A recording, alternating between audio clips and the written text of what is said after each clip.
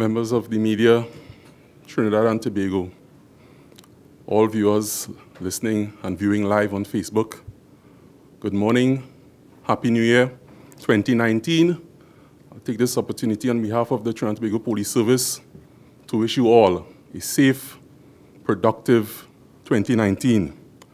Welcome to the first media brief for the year 2019 held by the Trinidad and Tobago Police Service.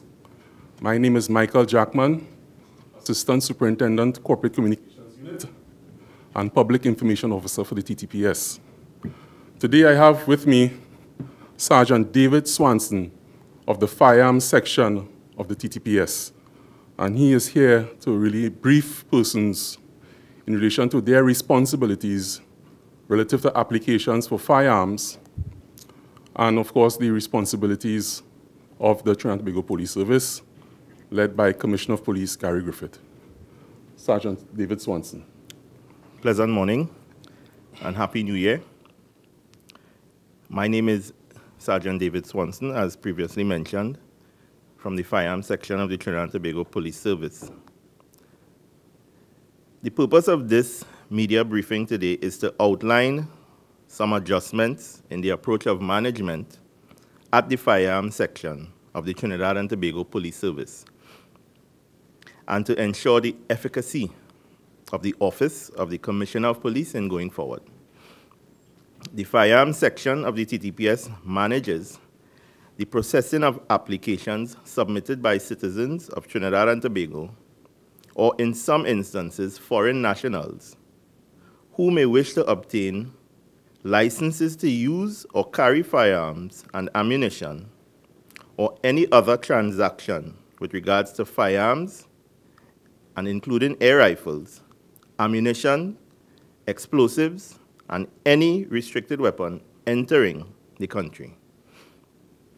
Sections 16 to 22 of the Firearms Act, Chapter 1601, outlines the authority given to the Commissioner of Police under the law, which governs and directs all activities pertaining to the use of firearms and prohibited weapons in Trinidad and Tobago.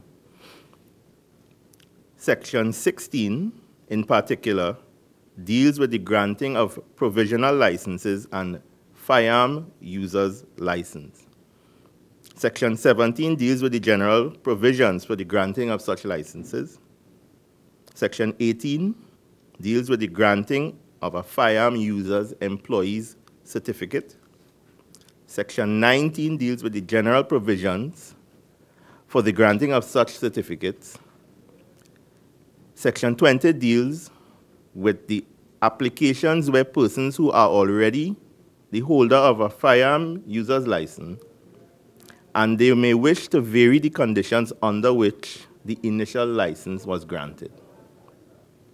Section 21 of the Act outlines the power of the Commissioner of Police to revoke any such license, and Section 22 deals with the power of the Commissioner of Police to suspend any or all permits granted by him as he sees it necessary or expedient to so do in the interest of public safety. Over the years, the Firearms section has come under criticism with regards to the management of these applications. Commissioner Griffith has seen it fit to take the lead so as to address the challenges faced by the Firearms section by utilizing a hands-on approach to efficiently and effectively treat with all applications, both current and pending. As such, the Office of the Commissioner of Police wishes to issue the following changes to some of the administrative functions of the Firearms section. The public is asked to cooperate with the Office of the Commissioner as it seeks to drastically reduce, if not eliminate completely, the many challenges that currently exist. These changes are as follows. With the amendment of the Firearms Act, Chapter 1601, the application process for an FUL was changed. As a consequence, all applications submitted prior to 2004 are now null and void. Due to the revision of the required forms, namely a Form 1 and a Form 16, these new forms must be filled out and resubmitted along with all other mandatory documents for investigation and approval. A media release was initially issued by the Commissioner of Police with regard to the applications submitted by applicants prior to 2015, and this release stated that such persons should provide updated documents.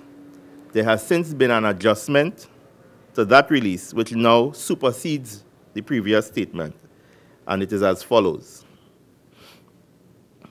All applications submitted to the Firearms section during the period 2004 to 2010 will be entertained, but must be furnished with updated documentation requested by the section effective the 1st of February 2019 and a deadline date of August the 31st, 2019. The Commissioner of Police recognizes that changes may have occurred in the circumstances and lives of applicants who previously applied for licenses. Hence the requirement for updated documents that reflect such adjustments. These documents include a certificate of character, change of address, psychometric evaluation, and passport-size photographs. Persons who applied between 2004 and 2010 and are no longer interested in the acquisition of a firearm user's license must do so in writing within the stipulated period.